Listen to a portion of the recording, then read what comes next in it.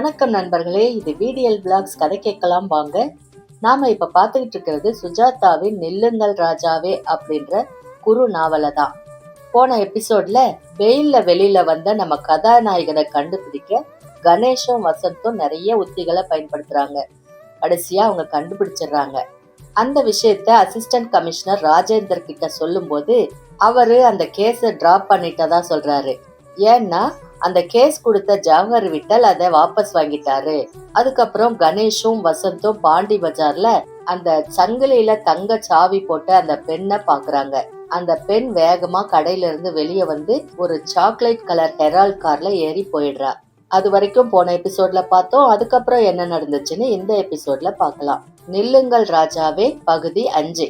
அந்த chocolate Herald car வேகமா கிளம்பி டிராபிக்ல போய் ஒரு டெம்போவையும் ஆட்டோ ரிக்ஷாவையும் பல்லவனையும் ஓவர்டேக் பண்ணி கார் நடிச்சுக்கிட்டே போயிட கணேஷ் தன் ஃபியட்ல பாஞ்சான். அந்த கார் போன திசையில போனான். தேனாம்பேட்டை சிவப்பு விளக்குல நல்ல வேலை அந்த ஹெரால்ட் கார் நின்னுட்டு இருந்துச்சு. பின்னால நிறுத்தினான். டிரைவர் சீட்ல ஒரு ஸ்டெப் கட் தெரிஞ்சது. பக்கத்துல அந்த பெண்ணோட கூந்தல் தெரிஞ்சது. அந்த ஆசாமி அந்த பெண் கிட்ட ஏதோ பேசிட்டு இருக்க கணேஷ் ஹார்ன் அடிக்க அவன் கொஞ்சம் திரும்பி பார்த்தான். அடர்ந்த மீச, ரிம் இல்லாத கண்ணாடி. ஹெரால்ட் கிளம்ப கணேஷ் அதை பின்தொடர்ந்தான். இவள் தானா வசந்த்? சாக்லேட் நிற ஹெரால்டு, பெண் சங்கிலில சாவி, 2 அடையாளமும் பொருந்தது பாஸ். கார் மவுண்ட் ரோட்ல போயிட்டு இருந்துச்சு. மேம்பாலத்தை தாண்டி ஸ்பென்சர் வரைக்கும் போய் மறுபடி சிவப்புல அகப்பட்டு பச்சை கிடைச்சு இடது பக்கம் திரும்பி கன்னிமாரால நின்னுச்சு. 2 பேரும் இறங்கி உள்ள போனாங்க. கணேஷ் வசந்த் 2 பேரும் இறங்கிக்கிட்டு கார் கதவை பூட்ட கூட நேரம் இல்லாம அவங்க பின்னால தொடர்ந்தாங்க. லவுஞ்சில அந்த பெண்ணும் அந்த ஆளும் காத்துட்டு இருந்தாங்க. அவனுக்கு வயசு 40 இருக்கும்னு தோணுச்சு. மீசை ஏறக்குறைய முகத்துல 3/4 பாகம் இருந்தது. கட்டம் கட்டமா ஷர்ட் போட்டிருந்தான். அவன் தோரணை, அவன் போட்டிருந்த சட்டை பேண்ட்டுங்கள்ல அந்நியத்தன்மை, இதையெல்லாம் பார்த்தா அவன் வெளிநாடு போய் திரும்பி வந்தவன் போல தோணுது. அவங்கள கடந்து போகும்போது அந்த மஸ்க் எண்ணெய் வாசனையும் வெளிநாட்டு சரக்குதான். அந்த பெண் உடம்புல சில்க் வழிந்தது. மெலிதான உதடுகள்ல சிவப்பு லிப்ஸ்டிக். விளம்பர படத்துல ஷாம்பு போட்டு உலர்ந்த கூந்தலை தள்ளிக்கிட்டு ஒரு பூவை உத்து பாக்குறவளை போல இருந்தா. 2 பேரும் அதிகமா பேசிக்கல. அந்த இடத்துல இருந்த மெத்த சீட்டுகளை உட்கார்ந்து யாருக்கோ காத்துட்டு இருந்தாங்க. கொஞ்ச நேரம் ஆச்சு. 6 அடி உயரமா ஒரு வெள்ளைக்காரன் வர இவன் எழுந்து அவன் கிட்ட போக கை குலுக்க அந்த பெண் கொஞ்சம் மரியாதையா தூரத்துல இருந்தே வணங்கினா. வெள்ளைக்காரன் அத்தனை உயரத்துக்கு டிராயரும் ஹவாய் செருப்பும் போட்டுக்கிட்டு வலுவா இருந்தான். இப்ப 3 பேரும் கோலம் அப்படின்ற ரெஸ்டாரண்ட்டுக்குள்ள நுழைஞ்சாங்க. வசந்த் கணேஷ பார்த்தான். என்ன பண்றது பாஸ்? எனக்கு பசிக்குது. அப்படியே அவங்களையும் கண்காணிச்சுட்டு ஸ்நாக்ஸ் ஏதாவது வாங்கி சாப்பிட்டுட்டு வா உள்ள போலாம். உள்ள ஏசி இதமா இருந்துச்சு. வெளிச்சம் போதல. ஏதோ ஒரு பாப் கோஷ்டி. Silent lover, secret lover, run for lover அப்படின்னு போனியம்க்கு வந்தனத்தோட சுமாரா பாடிட்டு இருந்தாங்க. அவங்க 3 பேரையும் காணல. துப்புரவா ஒவ்வொரு மேஜையும் பார்த்துட்டாங்க. அந்த 3 பேர் நிச்சயம் அங்க இல்ல. வசந்த், ஆச்சரியமா இருக்கு பாஸ். வசந்த், நாம அவங்கள ஃபாலோ பண்ணிட்டு வந்தது அவங்களுக்கு நிச்சயம் தெரிஞ்சிருக்கணும். டேபிள் ரிசர்வேஷனை கவனிச்சிட்டு இருந்த ஒருத்தர் அவங்க பக்கத்துல வந்து yes sir, may help you அப்படின்னா. What's your name? Frederick. Tamil தெரியுமா? ராயபுரங்க. That's nice Frederick. இப்ப ஒரு வெள்ளைக்காரனும் நம்மூர் ஆசாமிங்க ஒரு ஆணும் ஒரு பெண்ணும் வந்தாங்க சார். இப்பதான் போனாங்க. வாசல் வழியாவா? இல்ல, பேண்ட்ரி வழியா போனாங்க. சரிதான் அப்படின்னு கணேஷ் வசந்த பார்க்க, ராயபுரம், நீங்க போலீஸா அப்படின்னா. அவனுக்கு பதில் சொல்றதுக்கு நேரம் இல்லாம அவசரமா வெளியே வந்தாங்க. அந்த ஹெரால்ட் காரை காணல. ரொம்ப சுலபமா நமக்கு டிமிக்கி கொடுத்துட்டாங்க. நாம அவங்கள பின்தொடர்ந்து வந்தது அவங்களுக்கு நல்லா தெரிஞ்சிருக்கு. அவ்வளவு கிட்டத்துல தொடர்ந்தது தப்போ என்னவோ இருக்கலாம். கார் நம்பர் நோட் பண்ணியா? MSR 6622 தானே கேட்டீங்க? ஆமா இன்ஸ்பெக்டர், அது டாக்டர் ஸ்ரீனிவாசமூர்த்தி உதயா பாலி கிளினிக்ன்ற பேர்ல ரெஜிஸ்டர் ஆயிருக்கு. அட்ரஸ் இருக்கா? நீங்க ராஜேந்திரனுக்கு தெரிஞ்சவங்களா? ஏறக்குறைய உறவு. உட்காருங்க சார். காஃபி சாப்பிடுறீங்களா? வேண்டாம், கொஞ்சம் அவசரத்துல இருக்கோம். நீங்க எப்ப வேணும்னாலும் RTO ஆபீஸ்க்கு வரலாம். தங்கராஜு OR செஷன்னா யார் வேணா சொல்லுவாங்க. தேங்க்ஸ். அந்த அட்ரஸ் 43 CB கோயில் தெரு, மயிலாப்பூர். குளத்தை தாண்டி இடது பக்கமா திரும்பினா அந்த சந்தை தெரு அப்படின்னு சொல்ல முடியாது. பித்தளை பாத்திர கடை, லேடிஸ் உள்பாவாடை சமாச்சாரங்க விற்கும் கடைகளை கடந்ததும் புராதன ஒரிஜினல் மயிலாப்பூர் வக்கீல்களோட வீடுகளை கடந்து திடீர்னு நூதனமா பழைய வீடுகள் 2 சேர்த்து இடிச்சு புதுசா கட்டப்பட்ட இடத்துல உதயா பாலிகிளினிக் இருந்தது. இந்த சாக்லேட் கலர் ஹெரால்ட் காரு சந்தை அடிச்சுக்கிட்டு நின்னுட்டு இருந்தது. சந்தை கடக்கும் போது பலாப்பழ வாசனை அடிச்சது, லேசா மூத்திர வாடையும் அடிச்சது. இந்த இடம்தான் பாஸ் அப்படின்னா வசந்த். கிளினிக்குள்ள நுழைஞ்சாங்க. 10-15 பேர் காத்திருந்தாங்க. பல நாற்காலிகள் காலியா இருந்துச்சு. 3-4 டாக்டர்கள் சேர்ந்து நடத்துற பகற்கொள்ளை கிளினிக்குகள்ல இதுவும் ஒண்ணுன்னு தெரிஞ்சது. தனித்தனி அறை வாசல்கள்ல டாக்டர்களோட பெயர் பலகை பதிந்திருக்க, வரவேற்புக்கு மட்டும் பொதுவா ஒரு அறை, வட்ட மேசை, வெள்ளை முயல்குட்டி போல டெலிபோன், ஒரு சின்ன டெஸ்க் கால்குலேட்டர், பீங்கான் ஜாடி நிறைய புது பூக்கள். அந்த மலர்கள்ல ஒன்ன போல அந்த பெண் ரிசப்ஷன்ல உட்கார்ந்திருந்தா. அவதான் கழுத்து சங்கிலியில ஒரு சிறிய தங்கச்சாவி இப்ப கூட எடுப்பா தொங்கிட்டு இருந்துச்சு. குட்டி கிட்டத்துல கூட ஜோரா இருக்கா பாஸ், ஷட் அப். அந்த பெண் பக்கத்துல போனாங்க. அவ நிமிந்து, எந்த டாக்டரை பார்க்கணும் அப்படின்னா. டாக்டர் வேணாம், உங்களை தான் பார்க்கணும் அப்படின்னா கணேஷ். அவள் தயங்கி சுத்தியும் பார்த்து, சிவா அப்படின்னு யாரையோ கூப்பிட்டா. சாரி, நான் டியூட்டில இருக்கேன். சரி, எப்போ டியூட்டி முடியும்? ஏன் உங்களை சந்திக்க? எதுக்கு? பேசுறதுக்கு. என்ன பேசுறதுக்கு? ஐசிஎஃப் ராஜாவை பத்தி. அவ ஆச்சரியத்தோட நிமிர்ந்து பார்த்தா. ஐசிஎஃப் ராஜாவா? அப்படின்னா? அது ஒரு ஆளு, அவருக்கு உன்ன தெரியும்னு சொன்னாரு. எனக்கு ஒரு ராஜாவையும் தெரியாது. நில்லுங்கள் ராஜாவே தெரியாது அப்படின்னா வசந்த். அதுக்குள்ள சிவா வாட்ச்மேன் வந்துட்டான்.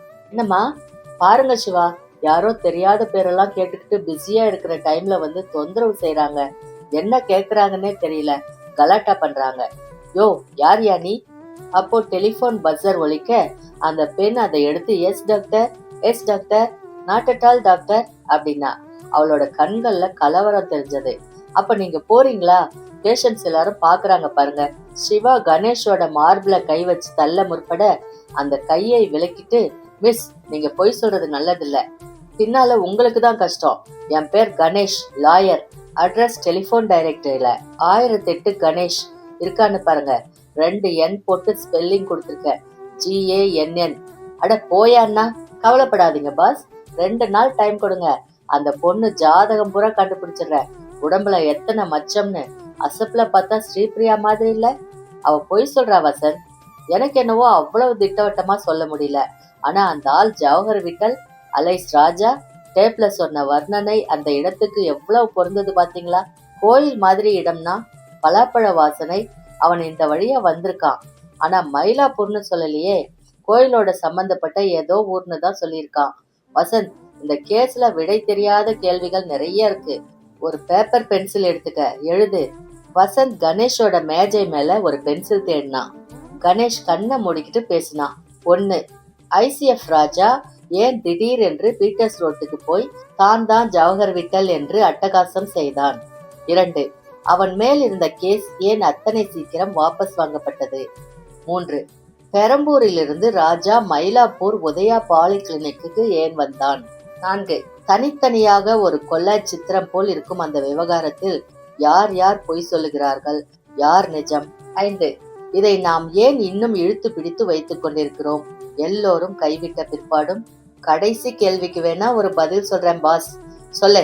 கொழுப்பு இல்ல வசந்த், ஆர்வம். இந்த கேஸ்ல வக்கீல் கணேஷுக்கு வேலையே கிடையாது. கோர்ட்டை விட்டு வெளியே வந்துருச்சு. ராஜா தன் இருப்பிடத்துக்கு போயிட்டான். எல்லாம் முடிஞ்சு போய் ஜமக்காலத்தை சுருட்டிட்டாங்க. இருந்தாலும் இந்த கேஸ் என்ன பொறுத்த வரைக்கும் முடியல. ஒரு பெண்ணோட கை மட்டும் தெரியுது, மார்பிள ஒரு பாகம் தெரியுது, கால்ல ஒரு சின்ன விரல் மட்டும் தெரியுதுன்னு வச்சுக்க. பாக்கி பொண்ணு என்னன்னு தெரிய வேண்டாமா? அதுக்குள்ள நமக்கே ஒரு மாதிரி ஸ்க்ரூ லூஸ் ஆயிடும் போல இருக்கு பாஸ். அந்த கேஸ பத்தி நினைக்கிறதே நமக்கு தேவையில்லாத வேலை. ஒரு பைசா பெறாது. நம்ம யார் கட்சின்னே கூட தெரியல. எவனோ வரான், நான் தான் விட்டல்ங்கிறான். அவன் கேஸை எடுத்துக்கங்கன்னு டாக்டர் சிபாரிசு பண்றாரு. எடுத்துக்கிறதுக்குள்ள ஆள் காணாம போய் ஐசிஎஃப் ராஜாவாயிடுறான். ஐயையோ, உன்னை ஜென்மத்துல பார்த்ததில்லைங்கிறான். அந்த பொண்ணானா சும்மா சொல்லக்கூடாது, சரியான ஆளு. தியேட்டர் ஆஃப் தி அப்ஸ்டர்னு கேள்விப்பட்டிருக்கியா? பாஸ், நம்மள இந்த இன்டெலெக்சுவல் சமாச்சாரங்கள்ல விடாதீங்க. டீனா முனிம் பத்தி கேளுங்க, சொல்றேன். டெலிபோன் அடிக்க கணேஷ் அதை எடுத்தான். Mister Ganesh speaking. என் பேர் ஹேமலதா. கணேஷ் உடனே குரல் அடையாளம் கண்டுபிடிச்சிட்டான். Udaya polyclinic receptionist? ஆமா, சொல்லுங்க. சார், நீங்க கிளினிக்ல வந்து என்ன விசாரிச்ச விஷயத்த பத்தி நான் உங்க கூட தனியா பேசணும். எங்க வீட்டுக்கு வர முடியுமா உங்களால? தாராளமா அப்படின்னா கணேஷ். 2 பேரும் அன்னைக்கு சாயங்காலம் அந்த பெண்ணோட வீட்டுக்கு போனாங்க. ராயப்பேட்டை பகுதியில ஹைரோட்ல இருந்து விலகின சந்துல மௌனமான சில வீடுகள்ல ஒரு வீட்டின் பின்பக்கத்து போர்ஷன்ல இருந்தா அந்த பெண். கணேஷும் வசந்தும் வர்றதுக்காக கொஞ்சம் பதட்டத்தோட காத்திருந்தா. கதவை திறந்தவ கழுத்திலும் முகத்திலும் காணப்பட்ட வியர்வை முத்துக்கள் அவள் மனநிலைய காட்டுச்சு. தேங்க் காட் நீங்க வந்துட்டீங்க. மறுபடி போன் பண்றதா இருந்தேன். உட்காருங்க, என்ன சாப்பிடுறீங்க? மிகவும் இளமையான பெண். 19 வயசுதான் இருக்கும் அப்படின்னு சொல்லலாம். 16 தான் சொன்னாலும் நம்பலாம். கழுத்துல அவளை காட்டி கொடுத்த சங்கிலியில இன்னும் அந்த தங்கச்சாவி தொங்குது. மெல்லிய உதடுகள், மெலிதாக்கப்பட்ட புருவம். மிக இல்லாமல் மேக்கப் செய்து கொள்வது எப்படி அப்படின்றத பத்தி புத்தகமே எழுதக்கூடியவள் போல இருந்தா. என் பேர் வசந்த், இவர் கணேஷ். என் பேர் கேக்குறீங்க அவ்வளவுதானே? பிரீத்தி அப்படின்னா வசந்த். அட, எப்படி தெரிஞ்சுக்கிட்டீங்க? உங்க முகத்தை பார்த்ததும் பிரீத்தின்னு தான் பேர் இருக்கும்னு தீர்மானிச்சிட்டேன். அதுவும் கண்கள். அப்புறம் உங்க ஆபீஸ்லயும் விசாரிச்சேன் அப்படின்னா கணேஷ். போட்டு உடைக்கிறீங்களே பாஸ். கணேஷ் கணேஷ் நீங்க எப்படி என்ன அங்க தேடிட்டு வந்தீங்க? உங்க கழுத்து சங்கிலியில தங்கச்சாவி, உங்க ஹெரால்ட் கார், அது டாக்டரோட கார். கணேஷ், உங்ககிட்ட ஒரே ஒரு வேண்டுகோள், இந்த கேஸ பத்தி யார்கிட்டயும் சொல்லிடாதீங்க. எந்த கேஸ்? அதான் அந்த மிஸ்டர் ராஜாவுடைய கேஸ். ஏன்? இந்த விவகாரம் ரொம்ப சிக்கலானது. எனக்கே முழுக்க தெரியாது. முழுக்க தெரியாம எங்களுக்கு உபதேசம் பண்றீங்களா? இது எனக்கு அபாயகரமானதுன்னு சொல்ற வரைக்கும் தெரியும். என்ன தெரியும் உங்களுக்கு? எனக்கு தெரிஞ்சதெல்லாம் நான் அந்த விவகாரத்துல ஒரு சின்ன பாட்டு தான் செஞ்சிருக்கேன். சரி சொல்லுங்க, நான் அதை உங்ககிட்ட சொல்றத மூச் சொல்லுங்க. எங்க ஆரம்பிக்கிறது, எப்படி ஆரம்பிக்கிறது? ஒண்ணு செய்யுங்க, நீங்க என்ன கேட்க வந்த கேள்விகளை எல்லாம் கேளுங்க. எனக்கு தெரிஞ்சா உண்மையா பதில் சொல்றேன். சரி வசந்த் கேளு அப்படின்னா கணேஷ். மிஸ்டர் ராஜாவை உங்களுக்கு எவ்வளவு நாளா தெரியும்? 2 மாசமா. எப்படி தெரியும்? நான் தானே சார் அவரை அழைச்சிக்கிட்டு வந்தேன். கம்மகை, நீங்க அவரை அழைச்சிக்கிட்டு வந்தீங்களா? ஆமா. எங்க போய்? பெரம்பூருக்கு போய். பெரம்பூர்ல அவர் அட்ரஸ் எப்படி தெரியும்? கிளினிக்ல கொடுத்தாங்க. யாரு? டாக்டர் பாலகோபாலும் டாக்டர் கென்னத்தும். டாக்டர் கென்னத், அவர் யாரு? அமெரிக்கர். வசந்த் கணேஷ பார்த்தா. மேல கேளு அப்படின்னா கணேஷ். அதாவது டாக்டர் பாலகோபால் ராஜாங்கிறவரை பெரம்பூர் அட்ரஸ் கொடுத்து அழைச்சிக்கிட்டு வர சொன்னார். எதுக்கு? எதுக்குன்னு சொல்லல, எப்படியாவது கூட்டிக்கிட்டு வந்துருன்னாங்க. எப்படியாவது? ஆமா. எப்படி கூட்டிக்கிட்டு வந்தீங்க? ராஜா வீட்டுல இருந்து வெளியில வந்து பஸ் ஸ்டாண்டுக்கு நடக்கிறத பார்த்தேன். நானும் கூட நடந்தேன். டாக்ஸி ஸ்டாண்ட் எங்கன்னு கேட்டேன். மணி கேட்டேன், சொன்னாரு, காட்டுனாரு. அன்னைக்கு அதோட விட்டுட்டேன். மறுநாளும் பஸ் ஸ்டாண்ட்ல அவரை பார்த்தேன். சிரிச்சாரு. என் பேர் சொன்னேன். தன் பேர் ராஜான்னாரு. நல்ல பேருன்னு. அப்புறம் ஒரு நாள் போன் பண்ணேன். அப்புறம் ஒரு நாள் சினிமாவுக்கு கூப்பிட்டேன். இதெல்லாம் எதுக்கு செஞ்சுங்க? அவரை எப்படியாவது கிளினிக்கு கூட்டிட்டு வந்துட்டா 2000 ரூபாய் தரதா சொன்னார் பாலகோபால். 2000 ரூபாய என்ன பண்ணீங்க அப்படின்னா வசந்த். கணேஷ் தொடர்ந்து, அவரை உங்க கிளினிக்கு கூட்டி வந்துட்டீங்க, அதுக்கப்புறம் என்னாச்சு அப்படின்னா. அதுக்கப்புறம் நடந்தது எனக்கு சரியா தெரியாது மிஸ்டர் கணேஷ். ஆனா டாக்டர் பாலகோபால் அவரை ஏறக்குறைய சிறைப்படுத்திட்டாருன்னு சொல்லணும். ஒரு தடவை உள்ள ஒரு ரூம்ல நான் ராஜாவை பார்த்தேன். படுத்த வாக்குல EEG எடுத்துக்கிட்டு இருந்தாங்க. நெத்திக்கு மேல ஒரு இடத்துல சிவப்பா இருந்தது. டாக்டர் பாலகோபால் 2-3 சிசி பிளட் எடுத்துக்கிட்டு இருந்தாரு. அதுக்கப்புறம் அவரை ஒரு தடவை மறுபடி அந்த ரூம்லயே பார்த்தேன். சம்மணம் கட்டிட்டு உட்கார்ந்து இருந்தாரு. முழிச்சுக்கிட்டு இருந்தாரு. நான் அவரை பார்த்து சிரிச்சேன். அவர் எழுந்து நடந்தாரு. நில்லுங்க ராஜான்னு. திரும்பி பார்த்து, நான் ராஜா இல்ல, நான் விட்டல்னாரு. இன்ட்ரெஸ்டிங் அப்படின்னா கணேஷ். அதுக்கப்புறம் அவரை பல நாள் பார்க்கல. ஒரே ஒரு தடவை அவசரத்துல டாக்டர் கூட பர்ச்சேஸ் பண்ணிட்டு திரும்புற போது பாண்டி பஜார்ல பார்த்தேன். சிரிச்சேன். அந்த ஆள் பார்வையில எதையோ இழந்த மாதிரி பாவமா இருந்தது. டாக்டர் கிட்ட சொன்னேன், இனிமே அந்த ஆள் பேச்சே எடுக்க வேணாம் அப்படின்னு கடுமையா சொல்லிட்டாரு. அவ்வளவுதான் எனக்கு தெரிஞ்சது. மிஸ் பிரீத்தி, டாக்டர் கென்னத் யாரு? அவர் ரொம்ப நல்லவரு. அமெரிக்காவில இருந்து வந்த விசிட்டிங் ப்ரொஃபசர். மனோவைத்தியத்துல நிபுணரா.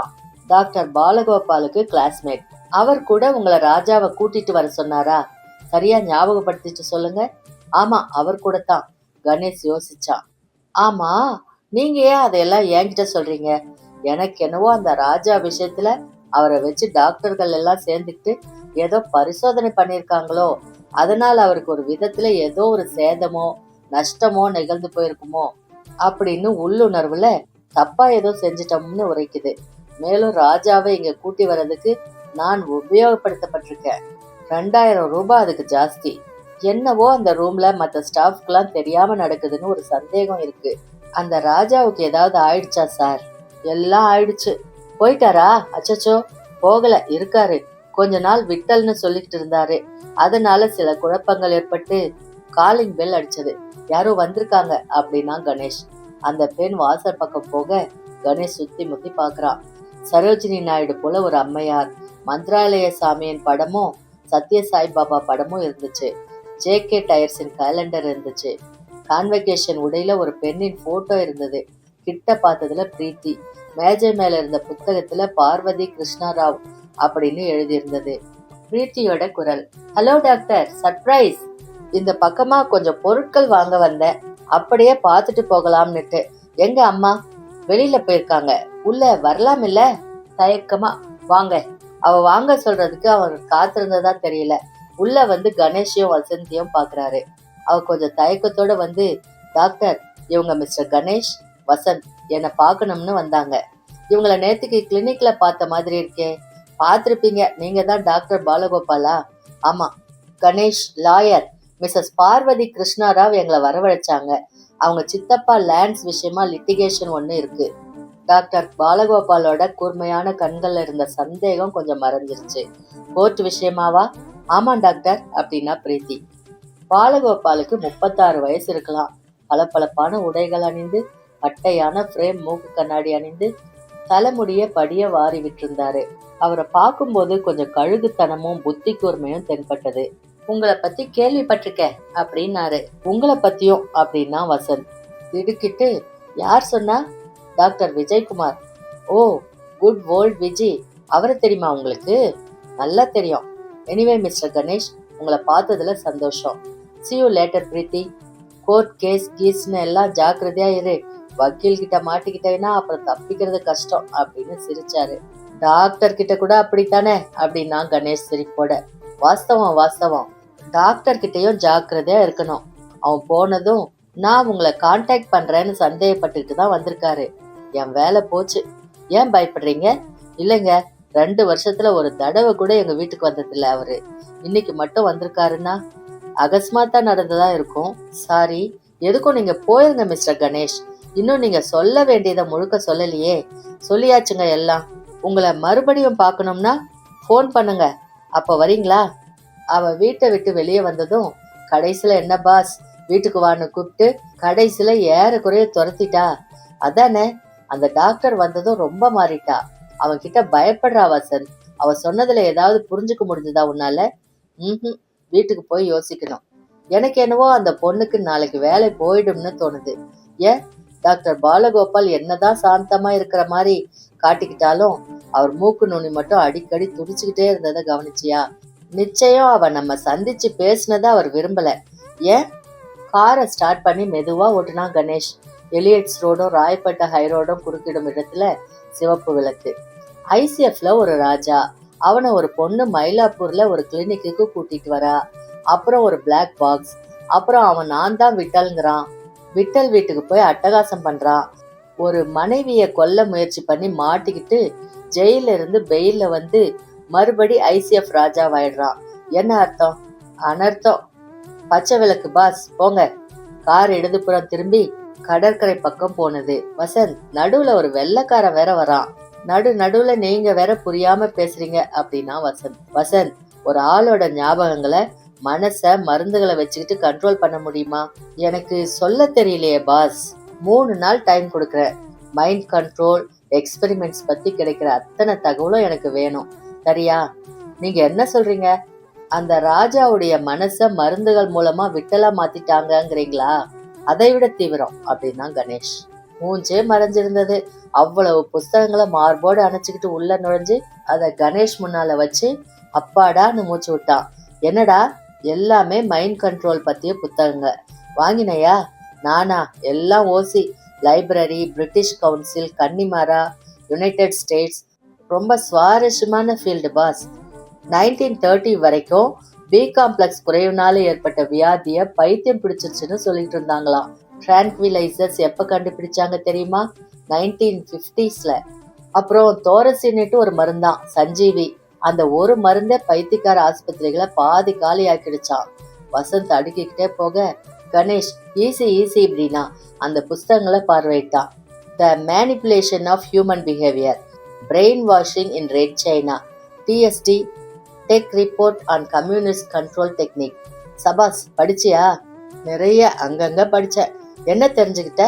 ஒரு ஆளுடைய மனச சப்பாத்தி மாவு மாதிரி பிசையலாம்னுட்டு. பிசைஞ்சு நம்ம இஷ்டத்துக்கு இழுக்கலாம். எல்லாத்துக்கும் மருந்து இருக்கு. மனசை வளைக்க ஹிப்னாட்டிசம் இருக்கு. எல்லாம் கெமிஸ்ட்ரி பாஸ். கணேஷ் அந்த புஸ்தகங்களை ஒன்னை எடுத்து புரட்டினான். I can hypnotize a man without his knowledge or consent into committing treason அப்படின்னு படிச்சான். சொன்னது யாரு? Doctor George Estabrooks, department of psychology, Calicut university. கேளுங்க பாஸ், உலக மகா யுத்தத்துல சில சோல்ஜர்கள் கை அப்படியே குண்டு அடிபட்டு துண்டா தொங்குமா. வலியே இல்லைம்பானா. எப்படி எப்படி? எல்லாம் என்டாஃபின், நமக்குள்ளேயே சுரக்கிற போதை மருந்து.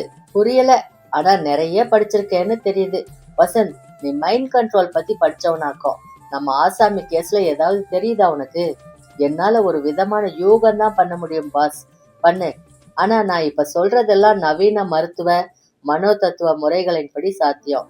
சரி, அதுக்கு தான் புஸ்தகமா அடுக்கியிருக்க. சொல்லு. ஆனா என்ன காரணத்துக்கு இப்படி நடந்ததுன்னு கேட்டா எனக்கு தெரியாது. கேட்கல, சொல்லு. அந்த ஆள் பேர் ராஜா தான். சரி.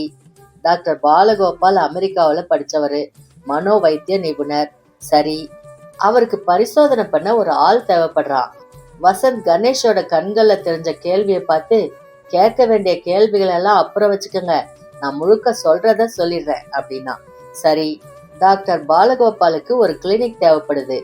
ஏதோ ஒரு மருந்தையோ ஏதோ ஒரு ஹிப்னாட்டிச முறையையோ பரிசோதிச்சு பார்க்க ஒரு ஆசாமி தேவையா இருக்கு.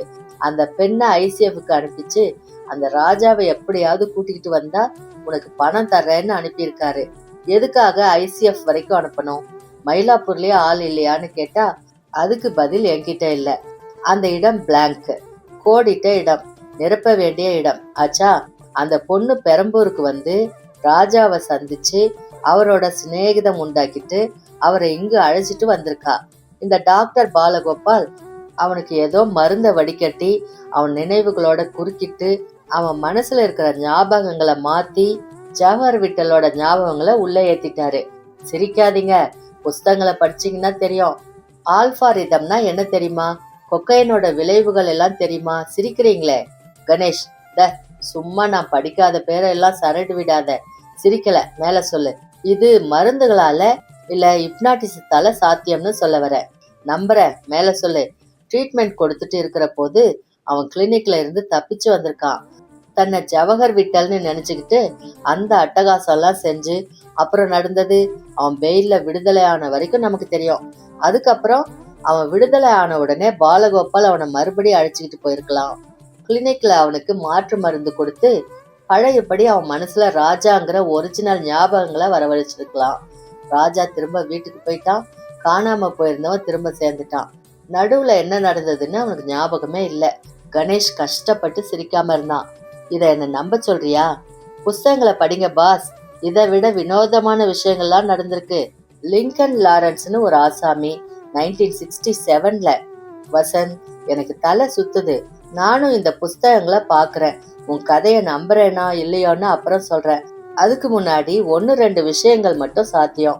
இதுல ICF ராஜாங்கிறவன டாக்டர் பாலகோபால்ங்கிறவரு எதுக்கோ ஒரு பரிசோதனைக்கு உபயோகப்படுத்தியிருக்கார். முதல்ல உண்மைகளை பாரு. அப்படி உபயோகப்படுத்தினதால அந்த ராஜா திடீர்னு நான் தான் ஜவஹர் விட்டல்னு ரகலை செஞ்சான். அவனை நாம் ஜாமீன்ல விடுதலை பண்ணோம். அப்புறம் அவன் திடுத்திப்புன்னு சரியாயிட்டான். இவ்வளவுதான் நடந்த விஷயங்க. இதுல இருக்கிற இடைவெளிகளை நீ ஒரு விதத்துல நிரப்பின. புஸ்தகங்களை படிச்சுட்டு நீ நிரப்பினது சரியான்னு சொல்ற. மேலும் நீ எல்லா இடைவெளிகளையும் இன்னும் நிரப்பல. உன் கதையிலும் நிறைய கோட்டை வாசல்கள் இருக்கு. காத்தடிக்குது, வெட்ட வெளி. இப்ப நீ என்ன பண்றேன்னா நேர போய் அந்த பொண்ணை இன்னும் கொஞ்சம் விசாரிச்சு பாரு. அப்புறம் கணேஷ் கொஞ்சம் யோசிச்சு, வேணாம் வம்பு அப்படின்னா. என்ன பாஸ்? மாட்டிக்கிட்டா ராஜேந்திரன் முகத்துல முழிக்க முடியாது பாஸ். நான் கூட அதை யோசிச்சேன். எதை? தொடரும். அதுக்கப்புறம் என்ன நடந்துச்சுன்னு அடுத்த எபிசோட்ல பார்க்கலாம். அது வரைக்கும் உங்களிடமிருந்து நன்றி கூறி விடைபெறுவது வீடியல் பிளாக்ஸ் வீடியல். நன்றி, வணக்கம்.